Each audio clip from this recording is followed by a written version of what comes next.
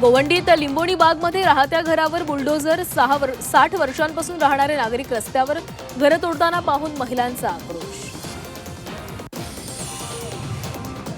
नवी मुंबईच्या कोपरखिरण्यामध्ये शिकवणी वर्गादरम्यान स्लॅब कोसळला। दुर्घटनेमध्ये एका विद्यार्थ्याचा मृत्यू तर 12 मुलं जखमी। अजित पवार विमान अपघाताप्रकरणी VSRचा मालक CIDच्या फेऱ्यात DK सिंह याची तब्बल 8 तास चौकशी।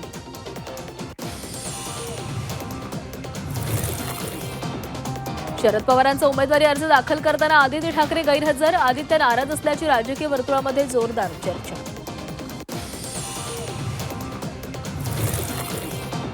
ज्योती वाघमारेंच्या उमेदवारीमुळे शिवसेनेमध्ये नाराजी। गजानन कीर्तीकर, आनंदराव अडसूळ, राहुल शेवाळे नाराज। नाराजांची मनधरणी करण्याचं शिंदेंसमोर आव्हान। राज्यसभेवर इच्छुक असणाऱ्यांची नाराजी दूर केली जाणार, मंत्री संजय शिरसाट यांची ग्वाही।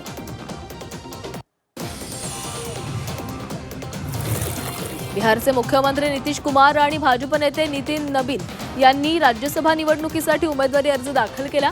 नामांकनाच्या वेळी केंद्रीय गृहमंत्री अमित शहा देखील उपस्थित। दोन्ही नेत्यांनी बिहार विधानसभा सचिव ख्याती सिंह यांच्या दालनामध्ये आपले उमेदवारी अर्ज सादर केले। इस्लाम पार्टीचे प्रमुख आसिफ शेख यांचा वीज वितरण कंपनीच्या कार्यालयामध्ये ठिय्या। वीज पुरवठा खंडित केल्याचा आरोप। वीज कंपनी कार्यालयातच नमाज पठण करण्याचा इशारा।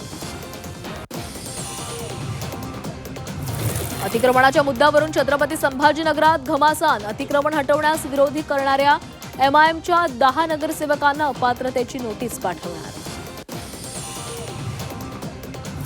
इराणचा मिसाईल्सचा अर्धा साठा संपला। अमेरिकेकडून लॉन्चर्स, मिसाईल्स साठे उद्ध्वस्त। डोनाल्ड ट्रम्प यांचा मोठा दावा।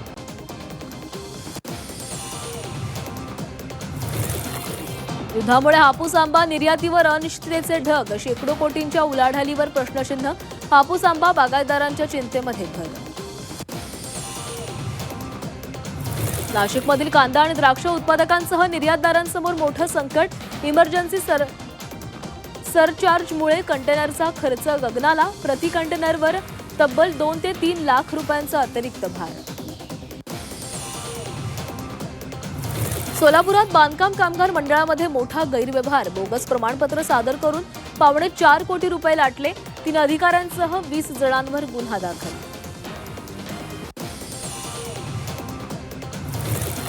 सांगलीतील तरुणाचा निर्घृण खून। मृतदेह पिंपात कोंबून विहिरीमध्ये फेकला। 2 अल्पवयीन मुलं पोलिसांच्या ताब्यात।